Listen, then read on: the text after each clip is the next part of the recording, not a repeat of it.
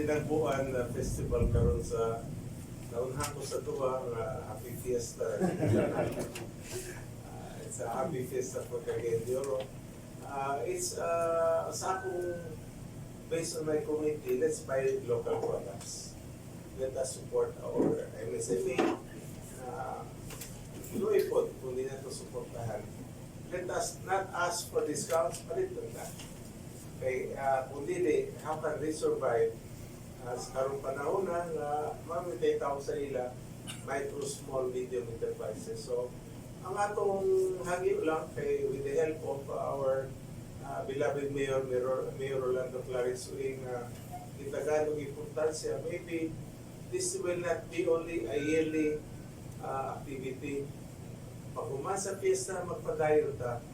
Tabangan nato sila sa ilang let's buy their products. Panalaksa naman gini makita once a year. Last year I was with the group. Karon, I hope this will not be only few days. Padayon ta. Let us give our heart by buying local products, local mga negosyante para magdakong sila. So again, I'm appealing to all of you. It's August 7 to, I think, August 7 to 10. Let us go and support our local entrepreneurs.